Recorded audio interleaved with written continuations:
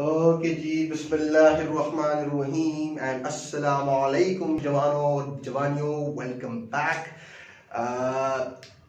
In this chapter, in previous lectures, जब भी हमने एसी सोर्स को अप्लाई किया है तो या तो प्योरली रेजिस्टिव सर्किट को अप्लाई किया है लाइक दिस, राइट। इसको हम एसी सोर्स अप्लाई करते थे, राइट।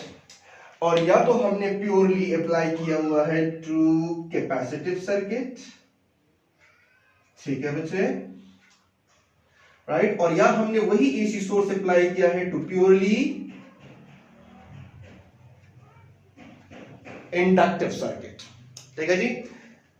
अब हम क्या करेंगे जी, अब हम जोड़े बनाएंगे। In this very lecture we are going to combine R with C in series, if you can see them, ठीक है। और दोनों को हम अप्लाई करेंगे क्या, AC सोर्स। So in this very lecture we are going to combine these two, और वो भी किस तरह जी, सीरीज में, क्योंकि हमारे कोर्स में सीरीज ही डिस्कस किया गया है, ठीक है जी। And in the coming lecture we are going to combine the same R but not with C but with L, that will be RL circuit. So our topic today is what?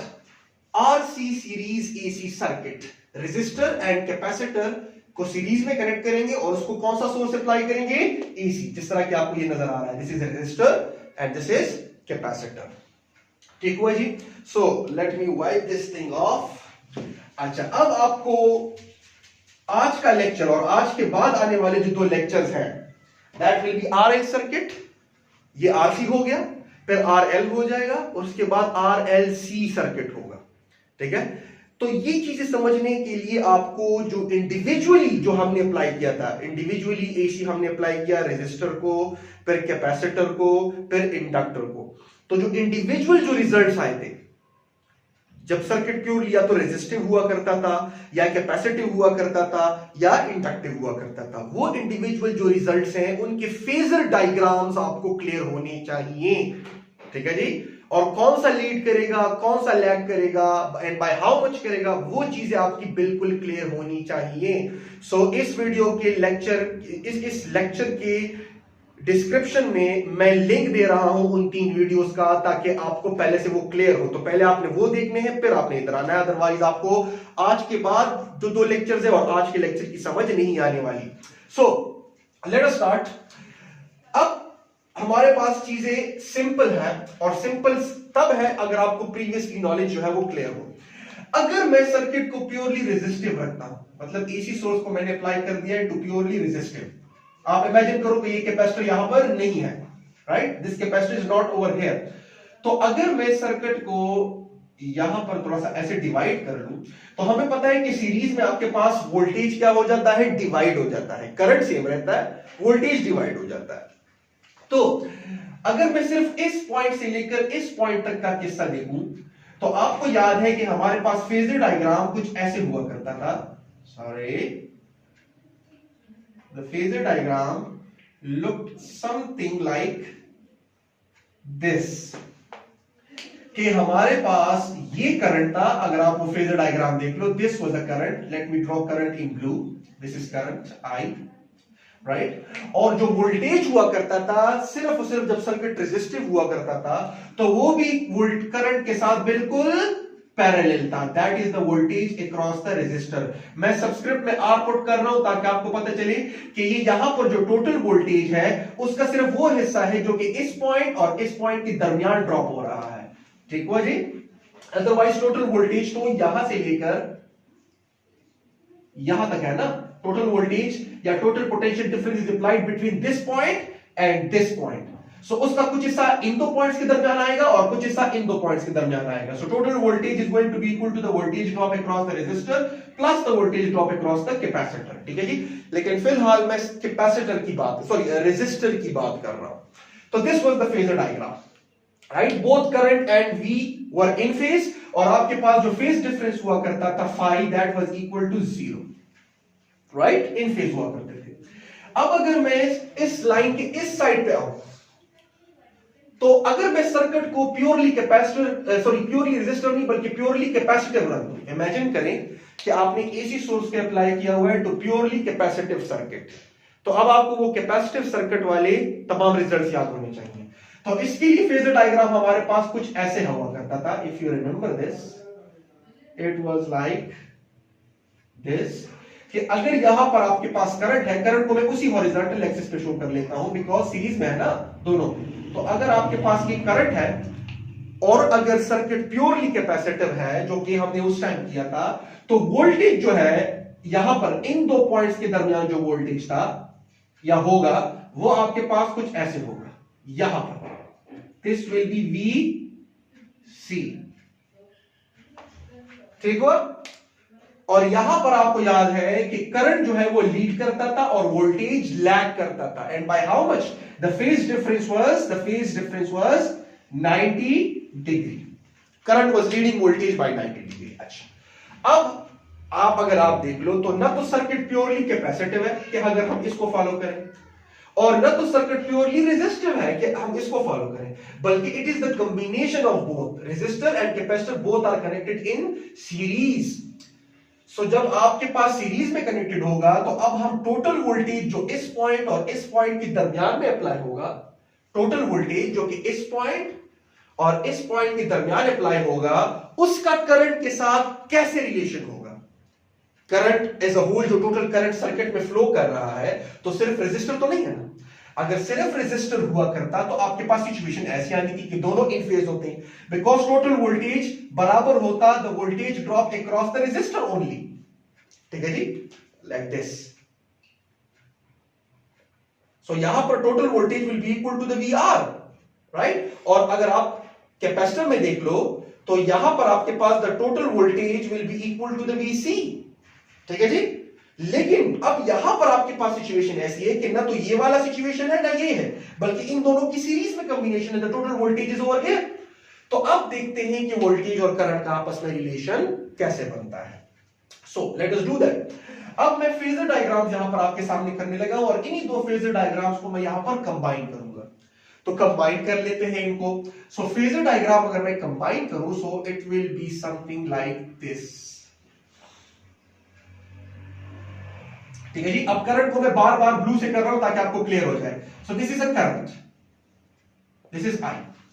ठीक है जी। सो अगर आप आई देख लो तो वो voltage जो कि इन दो पॉइंट्स के दरमियान है, पोटेंशियल डिफरेंस जो कि रेजिस्टर के क्रॉस है, वो इस करंट को हमेशा क्या होगा, इन फेज। तो ये वाला सिर्फ जो ड्रॉप है वो इसको क्या है, in phase. This is a voltage drop across the resistor. Let me write it over here, we are. ठीक हुआ बच्चे। अच्छा, और वो वोल्टेज जो कि इन दो पॉइंट्स के दरमियान में है, तो करंट तो अभी भी ऐसे ही है ना, तो वो वाला इस करंट से बाय 90 डिग्री पीछे है। ठीक है। सो वो वोल्टेज आपके पास लाई करेगा समवेयर ओवर हियर।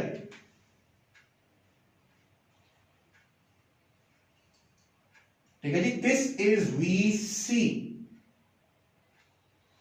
ठीक है। अब मैंने वोल्टेज के फेजर्स को ऐड करना है, just like, because it is a rotating vector ना। ठीक है जी। अच्छा, एक और बात आप दिमाग में याद रख लो कि यहां पर हम करंट और वोल्टेज को, देखिए, करंट और वोल्टेज की इंस्टेंटेनियस वैल्यूज को रिप्रेजेंट करने के लिए रोटेटिंग वेक्टर का सहारा लेते हैं जो कि फेजर है। अब इसका हरगिज ये मतलब नहीं है कि वोल्टेज और करंट जो है वो वेक्टर क्वांटिटीज हैं। Please keep this thing in your mind, बड़े बड़े नोट में लिख लें। यहां पर वोल्टेज और करंट की इंस्टेंटेनियस वैल्यूज को हम सिर्फ एक रोटेटिंग वेक्टर का सहारा लेकर उनको रिप्रेजेंट करते हैं, but it does not mean that voltage and current are vector quantities, they are strictly scalar quantities. हम सिर्फ यहां पर अपनी कन्वीनियंस के लिए उनकी इंस्टेंटेनियस वैल्यूज को रिप्रेजेंट करने के लिए रोटेटिंग वेक्टर का सहारा ले रहे हैं। सिर्फ उन वोल्टेजेस और करंट को हम जो है क्या कर रहे हैं, वेक्टर नहीं साबित कर रहे हैं, वो स्केलर क्वांटिटीज है। ठीक है, तो ये बात दिमाग में रखें। अच्छा, तो अब मैं जब वोल्टेजेस के फेजर्स को ऐड करूंगा तो वही वेक्टर एडिशन के रूल्स निकालने। इसका टेल उठा के उसके हेड पे रख दो। ठीक है जी। या फिर उल्टा भी कर लो कि उसका टेल उठा के इसके हेड पे रख लो, डजंट मैटर। सही जी। सो मैं क्या कर लेता हूं जी, मैं इसका टेल उठा के उसके हेड पे रख देता हूं। So the thing that I am getting over here is this is your V R, और इसका टेल मैंने उठाया और उसके हेड पे रख दिया लाइक दिस। ठीक है जी। So this will be your V C, ठीक है जी, ताकि थोड़ा सा क्लियर रहो। और जाहिर सी बात है कि इस वोल्टेज को इसके साथ ऐड करते हैं तो आपको टोटल वोल्टेज मिल रहा है ना, total voltage, the total potential difference between these 2 points will be equal to the potential difference between these 2 points plus the potential difference between these 2 points. ठीक हुआ? So this from the resultant is always drawn from the tail of the first to the head of the last. So this happens to be the resultant. This is the total voltage applied. This one. ठीक है जी। अब अगर मैं आपसे कहूं कि इसी phasor के अंदर, अब अगर मैं आपसे कहूं कि करंट किधर है, अगर आप करंट को वैसे शो करना चाहो तो किधर है, तो सिंपल बात यह है करंट हमेशा इन फेज है टू द वीआर। तो अगर आप यहां पर स्मॉल सा करंट को रिप्रेजेंट करना चाहो तो current will be somewhere over here, सिर्फ आपको दिखाना मैं चाह रहा हूं। तो इसका मतलब यह है कि जो फेज एंगल बन रहा है करंट और टोटल वोल्टेज के दरमियान, याद रखिएगा अगर प्योरली रेजिस्टिव होता तो फिर मैं फेज एंगल जो है वो मैं लेता इस और इस वोल्टेज के दरमियान। अगर सर्किट प्योरली कैपेसिटिव होता तो मैं फेज एंगल लेता या फेज डिफरेंस कंसीडर करता बिटवीन दिस एंड दिस, ठीक है जी। लेकिन it is the combination of R and C, so total voltage तो ये रहा ना, ये दोनों तो टोटल वोल्टेजेस नहीं, ये दोनों तो इसके हिस्से हैं, ये वाला और ये वाला इसके हिस्से हैं, इससे हिस्से में आता है। तो आप जो है फेजर, जो आप फेज एंगल होगा वो ये होगा between the total current and the total voltage, ठीक हुआ जी। तो यहां से एक बात तो जाहिर हो जाती है, ठीक है जी, कि अगर सर्किट प्योरली रेजिस्टिव होता तो phase difference will be zero between the current end voltage, और अगर सर्किट प्योरली कैपेसिटिव होता so the phase difference will be 90 between the current end voltage, और करंट लीड करेगा। करंट क्या करेगा? लीड करेगा। लेकिन अब ना सर्किट प्योरली रेजिस्टिव है और ना सर्किट प्योरली कैपेसिटिव है, बल्कि पार्शियली कैपेसिटिव पार्शियली रेजिस्टिव। तो ना तो ये बात मानी जाएगी और ना वो बात मानी जाएगी, बल्कि इनके दरमियान वाली बात मानी जाएगी। और दरमियान वाली बात ये होगी कि यहां पर आपके पास जो फेज डिफरेंस है बिटवीन करंट एंड वोल्टेज वो ना तो जीरो के बराबर होगा, क्यों? बिकॉज सर्किट प्योरली रेजिस्टिव तो नहीं है ना, ये कहता है मैं भी तो हूं, ठीक है। और ना तो वही फेज डिफरेंस आपके पास बराबर होगा किस चीज के? 90 डिग्री के, बिकॉज सर्किट प्योरली कैपेसिटिव तो नहीं है ना, ठीक है जी। ये कहता है मैं भी तो हूं, रेजिस्टर कहता है कि मैं भी तो हूं। तो रेजिस्टर क्या करना चाहता है? रेजिस्टर वोल्टेज को ऐसे लाना चाहता है इस करंट के, ठीक है जी। रेजिस्टर जो है वो वोल्टेज को करंट के इन फेज रखवाना चाहता है, जबकि कैपेसिटर जो है वो उसी वोल्टेज को करंट के 90 डिग्री पे रखना चाहता है। तो न तो सर्किट प्योरली कैपेसिटिव है कि इसकी बात मान ली जाए, और न तो सर्किट प्योरली कैपेसिटिव है कि इसकी बात मान ली जाए। लेट मी से दिस वर्ड्स अगेन, शायद मैं उल्टा कह गया हूं। न तो सर्किट प्योरली रेजिस्टिव है कि ये बात मानी जाए, राइट, और न तो सर्किट प्योरली कैपेसिटिव है कि ये बात मान ली जाए। इसका मतलब ये है कि ये वोल्टेज वाला फेजर है, ये ना तो ऐसे रहेगा ना ऐसे रहेगा, बल्कि दरमियान में कहीं पर रहेगा, ठीक है जी, like this, if you can see them, right, current and the total voltage. So the phase difference or the phase angle over here in RC circuit will be greater than 0 and will be less than 90 degree. तो अक्सर आ जाता है कि what is the range of the phase difference between the current and the voltage in the RC circuit. So its range is greater than 0 and less than 90, because 0 के बराबर तब होगा जब आपके पास ये ऐसे हो, मतलब सर्किट प्योरली रेजिस्टिव हो, और 90 के बराबर तब होगा जब आपके पास सिचुएशन कुछ ऐसी हो कि रेजिस्टर नहीं है बल्कि प्योरली कैपेसिटिव है। लेकिन it is the mix of both, partial है, तो आपके पास जो है फेज डिफरेंस ऐसे रहेगा, ठीक है जी। 0 के बराबर नहीं हो सकता और 90 के बराबर हो सकता है, राइट। तो दरमियान में रेंज में कहीं पर भी हो सकता है, डिपेंड करता है ना कि आपने इसकी रिएक्टेंस को, इसकी रेजिस्टेंस को ज्यादा रखा है या उसकी रिएक्टेंस को ज्यादा रखा है। जिसकी यहां पर अपोजिशन ज्यादा होगी तो इस वोल्टेज का ज्यादा हिस्सा उधर ड्रॉप होगा। खैर आ जाएंगे उसके ऊपर। सो ये पॉइंट मैंने यहीं पर क्लियर कर दिया। ओके, एक ये पॉइंट हो गया। अब आते हैं जी इसको। सो जी पाइथागोरस थ्योरम में अप्लाई करें, राइट एंगल ट्रायंगल है, तो जब आप पाइथागोरस थ्योरम में अप्लाई करते हो तो आपके पास क्या होगा जी, मैं इस करंट को फिलहाल यहां से हटा देता हूं ताकि आप ऐसा ना हो कि पाइथागोरस करंट पे अप्लाई कर दूं, बिकॉज़ वोल्टेज के फेजर को ऐड करना है। करंट तो सिंपल है, वो तो मैंने आपको सिर्फ शो करवाना था, ठीक है। सो applying Pythagoras theorem, I'm left with from the triangle, let me say ABC from triangle A B C, right. Pythagoras theorem आप अप्लाई करोगे तो पहले तो आप देख लो, एंगल चूंकि इस साइड पे बन रहा है, so this happens to be our base, right. अच्छा जी, 90 डिग्री आपके पास ये बन रहा है, तो 90 के अपोजिट जो होता है that will be our hypotenuse, और एंगल के अपोजिट जो साइड बनेगा that will be our perpendicular. ठीक हुआ बच्चे? सो सिंपल, हाइपोटेन्यूज का square v square is equal to vr का स्क्वायर प्लस vc का स्क्वायर। ठीक हुआ जी? अच्छा जी, स्क्वायर रूट ले ले बोथ साइड्स पे, तो आपके पास क्या आ जाएगा, it will be v is equal to vr का स्क्वायर प्लस vc का स्क्वायर और होल का स्क्वायर रूट। ठीक हुआ बच्चे? अच्छा, अब आप क्या कर लो जी, ओम्स लॉ जो आपके पास जो इसकी इक्वेशन आए थे वो आप पुट कर लो, तो आप क्या कर लो, v is equal to, this will be equal to i multiply by r, because resistor है ना, और उस होल का square plus, now this will be equal to the same i, because series में लगी हुई है ना, तो करंट सेम रहेगा, multiply by xc the reactance of the capacitor और होल का स्क्वायर। ठीक हुआ बच्चे? So V is suppose to be equal to, the total voltage is suppose to be equal to, इन दोनों में से मैं क्या कॉमन ले सकता हूं, पहले तो आप इसको थोड़ा सा वो कर लो, तो ये आपके पास हो जाएगा i square r square plus i square x c का square.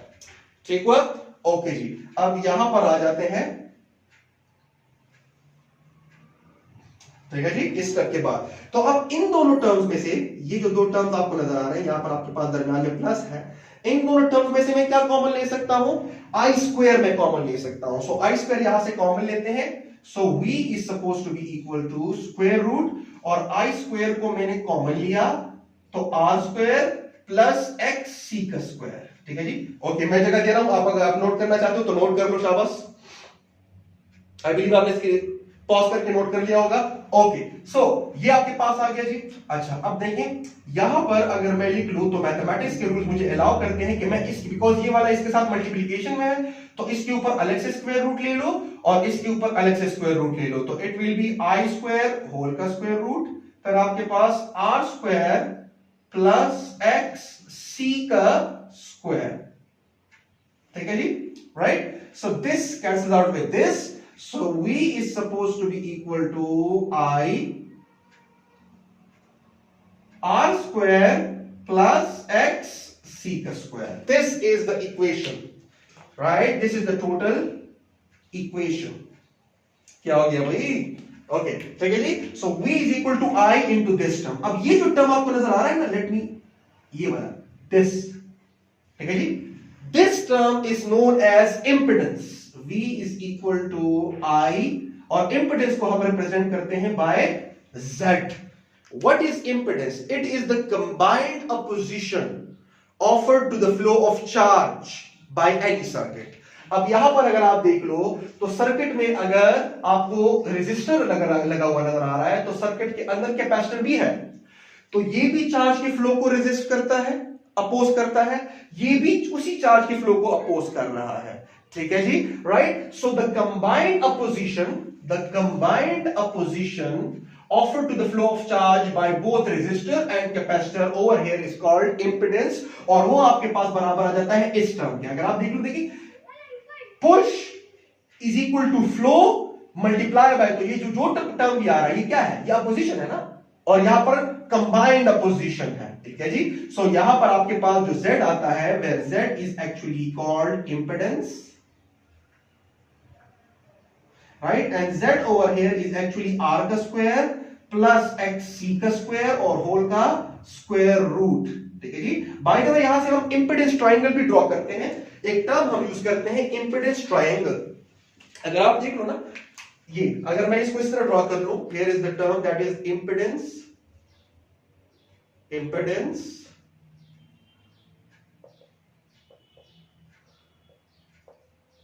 Triangle.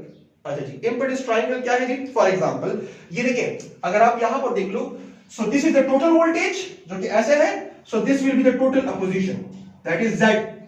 This is the voltage applied across R, so similarly this is the opposition offered by R. resistor. This is the voltage applied across the capacitor.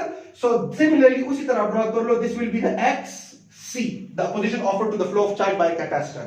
So अगर आप देख लो, again this is 90 degree, this happens to be the phase angle. तो अगर आप इसके ऊपर Pythagoras theorem apply करो तो it will be a Z square is equal to R का square plus X C का स्क्वायर, ठीक है जी, और बोथ साइड स्क्वायर रूट ले लो तो you will be getting Z is equal to R square plus XC square whole का square root which happens to be this term, ठीक है जी। सो इस तरह भी आप कर सकते हो, this is called the impedance, the combined opposition. और बाय द वे ZB का भी जो यूनिट होता है, Z इज आल्सो मेजर्ड और expressed in terms of ohm, because after all opposition है ना, ठीक है जी। लास्ट टाइम मैंने आपको शो किया था चाहे कैपेसिटिव रिएक्टेंस हो या इंडक्टिव रिएक्टेंस हो, दोनों के ही यूनिट्स जो है डायमेंशंस किसके बनते हैं, ohm, that is volt per ampere, ठीक है जी। So this is the RC series circuit. Kindly ये नोट कर लें यहां तक, वीडियो को पॉज करके जानो, और उसके बाद फिर मैं जा रहा हूं कुछ और रिजल्ट्स के बारे में जो कि हमने समझना है। जिस तरह के हमने प्योरली कैपेसिटिव और प्योरली इंडक्टिव या प्योरली रेजिस्टिव के लिए किया था, और नेक्स्ट स्टेप आपके पास आ जाता है, हम अब क्या करेंगे, फेज एंगल के लिए एंगल जो है मालूम करेंगे फार्मूला, और फिर हम क्या करेंगे जी, एवरेज पावर लॉस के लिए देखेंगे। That will be very very interesting, so kindly note कर लें। Okay, so I believe note कर लिया होगा। So I am going to wipe this thing off. So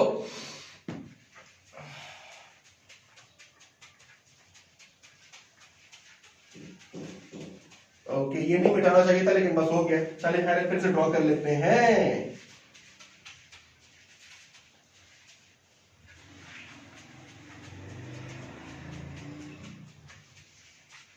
okay, तो जवानों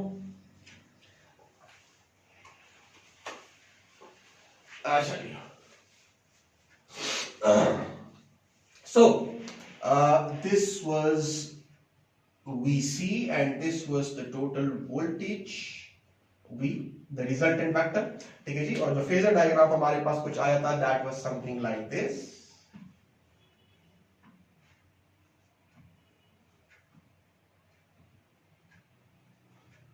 ठीक है। अच्छा जी, so here was the VR, ठीक है जी, and here was the VC, सही जी। एंड अगर मैं करंट को भी इसमें शो करना चाहूं तो करंट यहां पर कहीं पर रहेगा, बिकॉज वो हमेशा इसको क्या होगा, पैरेलल होगा। सो अब यहां पर मैं एक और चीज वो करना चाह रहा हूं, मालूम करना चाह रहा हूं, और वो है हमारे पास क्या, that happens to be a phase angle और फेज डिफरेंस कह लो, बिकॉज करंट और वोल्टेज के दरमियान फेज डिफरेंस है ना, तो phase difference that is phi से हमने रिप्रेजेंट किया है। अच्छा जी, अब कैसे मालूम करेंगे, याद रखिएगा, अगर आपको वेक्टर एडिशन के रूल्स याद हो तो इस एंगल को हमेशा मालूम किया जाता है बाय टेंजेंट, दैट इज कि it is the ratio of this side and this side, right, perpendicular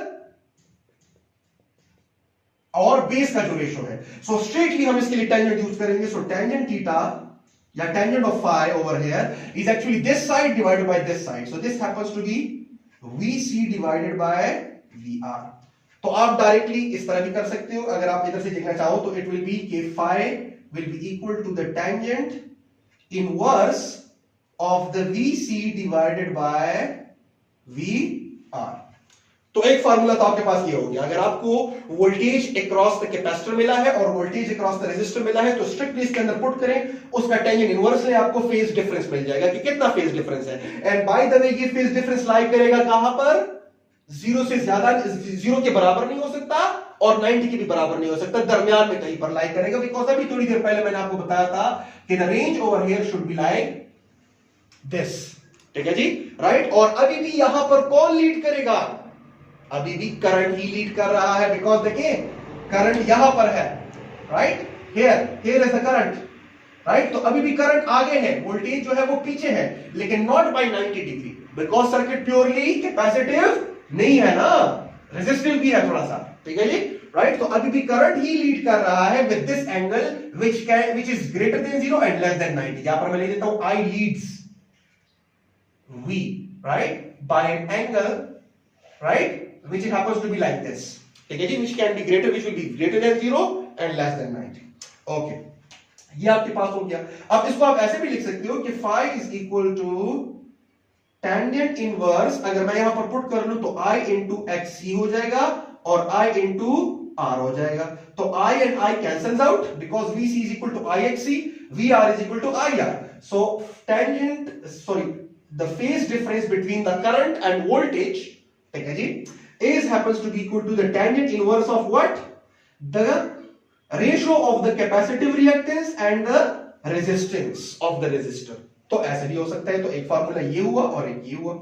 अब इसको कभी कभार ऐसे भी लिख दिया जाता है, तो आप लोगों ने कंफ्यूज नहीं होना कि अगर मैं ये ऐसे लिख दूं कि phi is equal to tangent inverse and we know that xc is actually equal to 1 over omega c, ठीक है जी. सो अगर मैं xc की जगह 1 over omega c लिख दूं तो I will be getting this 1 over omega c, right. और r तो ऑलरेडी नीचे है ना, तो 1 over omega c into r. तो ये भी आपके पास हो गया. तो आपने घबराना नहीं है अगर ऐसे लिख दिया जाए. बंदा कहते थे कि ये किधर से आ गया. All they have done is that they have substituted xc with this value, ठीक है जी. अच्छा, फिर कभी कभार ऐसे भी लिख दिया जाता है टेंजेंट इनवर्स, ठीक है जी, 1 डिवाइडेड बाय, और ओमेगा की वैल्यू पुट कर दी जाती है, that happens to be 2 pi f. So 2 pi f c into r. तो ये जो मैंने टिक लगाए हैं, this one, this one, this one and this one, ये चारों के चारों ही एक्चुअली क्या है, फेज डिफरेंस को मालूम करने के फार्मूले हैं. तो अक्सर औकात अगर एमसीक्यू आ जाए, ठीक है जी, कि द फ्रीक्वेंसी say जी of the this much, देखिए, the frequency is this much, the capacitance and the resistance is this much, find the phase difference. तो अक्सर स्टूडेंट कहते हैं कि यार फार्मूले में तो ये तो नहीं है, तो ये किधर से, तो एक्चुअली आपके पास यही उसी फार्मूले से आया है, ठीक है जी.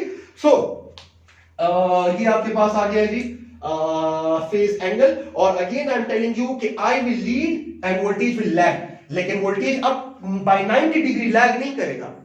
या let me rephrase what I just said कि करंट अब यहां पर by 90 डिग्री लीड नहीं करेगा, बिकॉज सर्किट सिर्फ प्योरली कैपेसिटिव नहीं बल्कि रेजिस्टिव भी है. तो रेजिस्टर कोशिश करेगा, again I am telling you, resistor कोशिश करेगा कि वो इस वोल्टेज के फेजर को ऐसे लेकर आए, और कैपेसिटर कोशिश करेगा कि वो उस वोल्टेज के फेजर को ऐसे लेकर आए. तो ना तो उसकी बात पूरी मानी जाएगी बिकॉज सर्किट प्योरली रेजिस्टिव नहीं है, और ना इसकी बात पूरी मानी जाएगी बिकॉज सर्किट प्योरली कैपेसिटिव भी नहीं है, बल्कि दरमियान में कहीं पर होगा. लेकिन स्टिल अगर आप देख लो तो ब्लू आगे है और ब्लैक पीछे है, तो current is leading, right. Blue को मैंने करंट को मैंने ब्लू से जाहिर किया है. ओके, सो ये आपके पास आ गया जी. अब आते हैं जी पावर लॉस पे. तो काइंडली ये लिख लें, आई बिलीव आपने वीडियो पॉज करके लिख लिया होगा. So I am going to move ahead and I am going to wipe this thing of.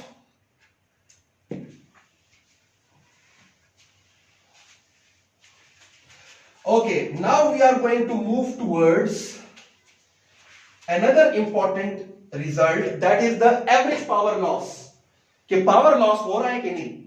तो अब देखते हैं क्या होता है. सो एवरेज पावर लॉस या power loss in RL circuit, simple power loss, sorry in RL नहीं, in RC circuit when AC is applied to it, ठीक है जी, बिकॉज हम एसी डिस्कस कर रहे हैं ना.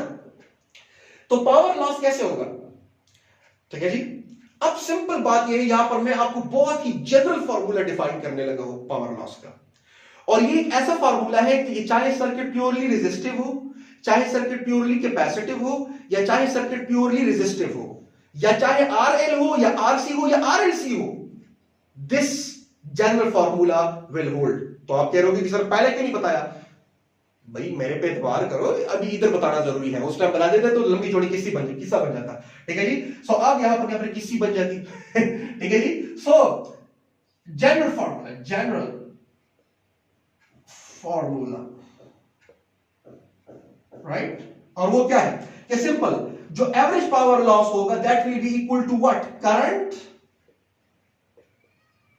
Multiply by that component of voltage which is what, parallel to the current.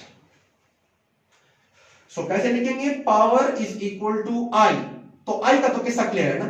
अब ये वोल्टेज वाला जो टर्म है ये कैसे लिखूंगा, क्या मतलब हुआ, पावर इज इक्वल टू आई भी होता है, लेकिन अगर मैं जनरली डिफाइन करूं तो it will B current multiply by voltage के जो फेजर्स हैं उनमें से मैं सिर्फ वो फेजर उठाऊंगा, वो कंपोनेंट उठाऊंगा जो कि करंट को पैरेलल है।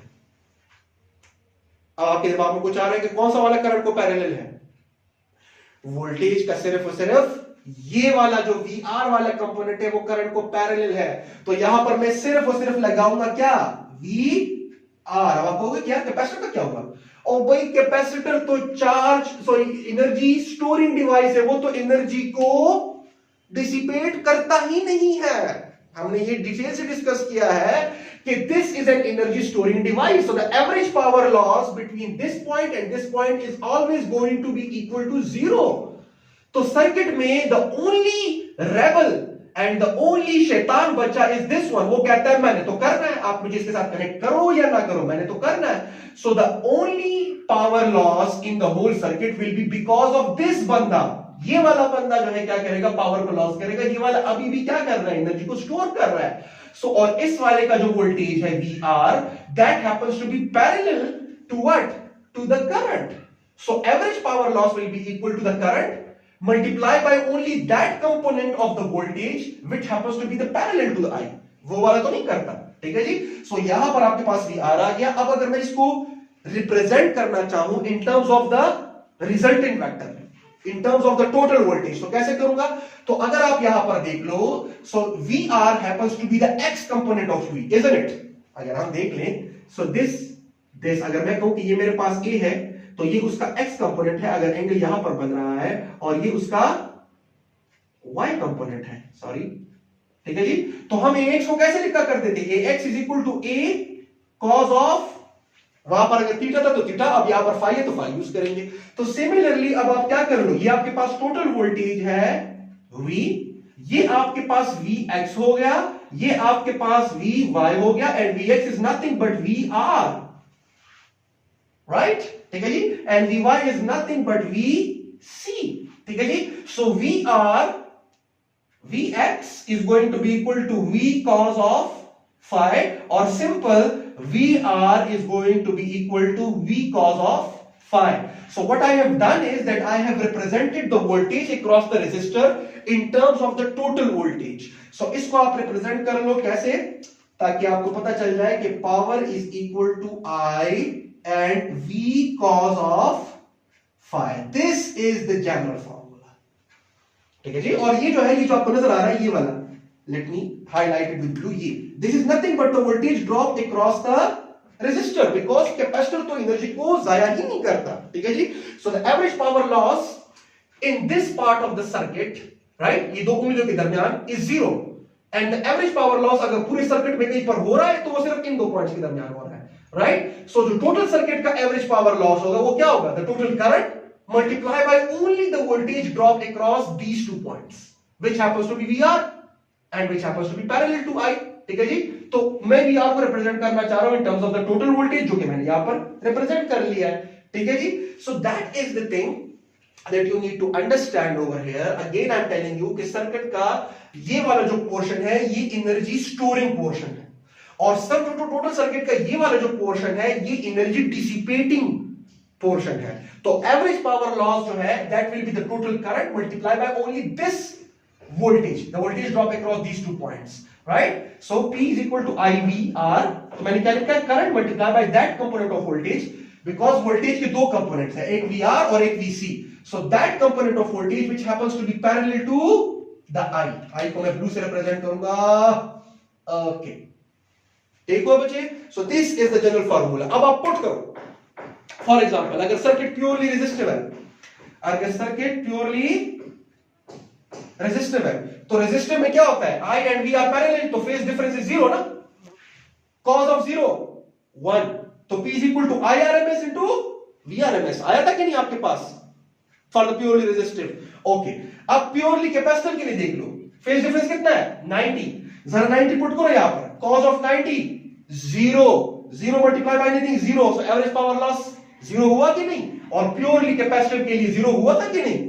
सिमिलरली प्योर इंडक्टिव के लिए भी जीरो होगा, क्योंकि उधर हम समझेंगे। सो this is the general formula जो कि सारों पे लगेगा, चाहे वो आरएल हो, चाहे वो आरसी हो, चाहे आरएलसी हो, चाहे सर्किट प्योरली रेजिस्टिव हो, प्योरली कैपेसिटिव हो या प्योरली इंडक्टिव हो। सो ये आपके पास होना चाहिए, ठीक है जी, ये आपको पता होना चाहिए। That component of voltage which is parallel to I and the only component of voltage that happens to be parallel to I that is resistive. जब सर्किट प्योरली रेजिस्टिव, रेजिस्टिव वाला जो फेजर है वोल्टेज का, वो आपके पास current को हमेशा parallel होगा। सो this is about the average power loss. अब इसके अंदर एक और टर्मिनोलॉजी हमने डिस्कस करनी है और वो होगा आपके पास, ये मिटा सकता हूं बच्चे, प्लीज नोट कर लें, वीडियो को पॉज करके नोट कर लें please. Okay, I am going to wipe this off. अब यहां पर एक चीज जो है, ये जिसको मैंने ये वाला, ये दिस कॉस, इसको हम कहते हैं पावर फैक्टर। क्या कहते हैं? Power factor. This is power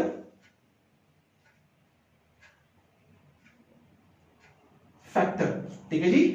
क्यों? बिकॉज ये वो फैक्टर है जो कि पावर को ज्यादा भी कर सकता है और कम भी कर सकता है। बिकॉज देखिए आई और ये तो अपनी जगह पर है। अब ये एंगल डिसाइड करेगा कि पावर लॉस है वो 0 है या 1 है, और ये एंगल कॉस का है। So this happens to be the power factor and cos of phi over here will be equal to, now cos किसके बराबर होता है? Cos happens to be equal to base divided by hypotenuse, ठीक है जी। So base is VR divided by, or the total voltage is V, right? So this is the power factor. अब इसको आप ऐसे भी लिख सकते हो, cos of phi is equal to, अगर आप यहां पर पुट कर रहे हो तो it will be I into R, right? Because मुझे पता है कि voltage drop across resistor is I into R and this happens to be the total voltage. Mind it, ठीक है जी? So the total voltage will be equal to the current, but not, आप यहां पर क्या कर सकते हो? R को मल्टीप्लाई नहीं कर सकते और ना आप Z को, सॉरी, ना आप XC को मल्टीप्लाई करते, आपको Z को मल्टीप्लाई करना होगा। बिकॉज टोटल वोल्टेज जो कि इस पॉइंट और इस पॉइंट के दरमियान लगा हुआ है, that will be the total current multiply by the combined opposition of the R and C, and the combined opposition is Z, जो कि अभी थोड़ी देर पहले हमने किया था। Z happens to be equal to R square plus XC square, like this, ठीक है जी। सो यहां पर हम पुट करेंगे I into Z, ये और ये कैंसिल हुआ, तो cos of phi is equal to R divided by Z, ठीक है जी। ऐसे भी लिख सकते हो, ठीक है जी। अच्छा, so this is all about the RC series AC circuit, ठीक है जी। बड़े डिटेल से हमने किया है जी। अब यहां पर, अच्छा, एक और पॉइंट यहां पर बता देता हूं। अक्सर औकात फेज एंगल को मालूम करने के लिए, जो इससे पहले हमने टेंजेंट वाला किया, जो इस तरह हमारे पास आया, that was this is equal to tangent inverse, लेकिन हमारे पास यहां पर क्या हुआ करता था? यहां पर हमारे पास हुआ करता था दिस डिवाइडेड बाय दिस, मतलब आपके पास हुआ था XC divided by R, right? इस तरह हुआ था, जो 4 किस्म के फार्मूले थे। अब आप कहते हो कि यार ये मुझे पता होना चाहिए और ये, तभी मैं एंगल को मालूम कर सकूंगा। नहीं, जरूरी नहीं है। अगर आपको R दिया है और टोटल इंपेडेंस दी है, तो आप इधर से भी एंगल मालूम कर सकते हो, बस सिर्फ फर्क क्या हो जाएगा कि this will be equal to cos of inverse R by Z, लेकिन सब्जेक्ट टू द कंडीशन, अगर आपको R की वैल्यू दी गई है और टोटल इंपेडेंस की वैल्यू दी गई है, ठीक है जी। सो इधर से भी हो सकता है। अक्सर औकात MCQ आ जाता है कि जी the value of the resistance of the resistor in the RC और RL circuit is this and the total combined opposition of to the flow of charge is this, मतलब impedance. Find the phase difference या phase angle. तो simple आपने क्या करना है? Cos का inverse लेके यहां पर करना है, मतलब आपने पावर फैक्टर से होके आना है, ठीक है। So this is all about the RC series AC circuit. Now the question that I am about to ask, one little tiny question, कि अगर मैं एक ऐसा सोर्स लगा दूं कि जिसकी फ्रीक्वेंसी क्या है? इन्फिनिट, ठीक है जी। तो फिर क्या होगा? और अगर मैं एक ऐसा सोर्स लगा दूं यहां पर कि जिसकी फ्रीक्वेंसी क्या है? 0, तो फिर क्या होगा? और 0 का मतलब क्या है? DC है, सिंपल, ठीक है जी। So what is going to happen, ठीक है जी। अच्छा, तो कैसे होगा? वीडियो को पॉज करें प्लीज, वीडियो को पॉज करें और दिमाग में सोचें। बल्कि 0 का तो सिंपल है ना, वो तो हटा ही दें, सिर्फ इसके लिए मुझे सोचना है। अगर फ्रीक्वेंसी इन्फिनिट हो जाए तो क्या होगा? What will happen? जब फ्रीक्वेंसी इन्फिनिट हो जाए तो आपके पास क्या होना चाहिए? इस सोर्स आपने लगाया हुआ है उसकी फ्रीक्वेंसी इनफिनिट है, मतलब वो इनफिनिट टाइम अपनी पोलैरिटी को बदलता चला जा रहा है in a single second, that is the frequency. तो सिंपल हमें पता है कि जब आप फ्रीक्वेंसी को इनफिनिट कर लेते हो तो कैपेसिटर जो है वो कोई अपोजिशन ऑफर ही नहीं कर पाता, ठीक है जी। कैपेसिटर जो है वो कोई अपोजिशन ऑफर नहीं करता, ठीक है जी, बिकॉज जब आप फ्रीक्वेंसी को इनफिनिट करोगे तो वो कभी इधर से पकड़ेगा तो वो पोलैरिटी को एकदम से इनफिनिट टाइम में बड़े स्मॉल टाइम में रिवर्स करके इधर आएगा तो वो पकड़ नहीं पाएगा। सो सर्किट इस सिचुएशन में कैसे हो जाएगा, प्योरली रेजिस्टिव, ठीक है जी। अगर आपको कैपेसिटिव रिएक्टेंस का याद हो तो कैपेसिटर डीसी को ब्लॉक करता है लेकिन एसी को ब्लॉक नहीं कर सकता, और एसी को फिर ब्लॉक ना करने की जो मैग्नीट्यूड है वो डिपेंड करता है उस पर्टिकुलर एसी सोर्स की फ्रीक्वेंसी पर। तो अगर मैं फ्रीक्वेंसी को इनफिनिट कर दूं तो अगर आपको याद है, लेट मी ये प्लीज आप लिख लें, ओके। तो अगर आपको याद है तो XC was equal to 1/2 pi FC। तो अगर आप फ्रीक्वेंसी को क्या कर लोगे, इनफिनिट, राइट, एक ऐसा इसी सोर्स है कि फ्रीक्वेंसी इनफिनिट है, तो XC is equal to 1/2 pi infinite into C। तो इसका मतलब है 1/infinity is equal to what, is equal to 0। तो XC is equal to 0। इसका मतलब है कि यहां पर ये वाला जो पोर्शन है, ये वाला, राइट, ये वाला कोई अपोजिशन ऑफर ही नहीं करेगा, XC is equal to 0। तो इसका मतलब यह है कि करंट जो फ्लो कर रहा है वो ऐसे फ्लो कर रहा है कि ये वाला पोर्शन बिल्कुल उसे नजर ही नहीं आ रहा, ये वाला पोर्शन उधर कनेक्ट होकर भी नहीं है, बिकॉज वो वाला बेचारा इनफिनिट फ्रीक्वेंसी वाले सोर्स को अपोज ही नहीं कर पा सकता, ठीक है जी। So the circuit will be purely resistive, क्यों, बिकॉज अगर मैं इंपेडेंस में देखूं यहां पर, so Z is equal to R² plus, अब XC जब आप f is equal to infinity put करते हो तो XC क्या हो गया, 0 हो गया है, इसका मतलब है 0 का square. So Z is equal to under the root R का स्क्वायर, इसका मतलब है ये कैंसिल हो गया, Z is equal to R। इसका मतलब है कि the circuit for f is equal to infinity, सही, the XC is equal to 0, so Z is equal to R and the circuit behaves like a purely resistive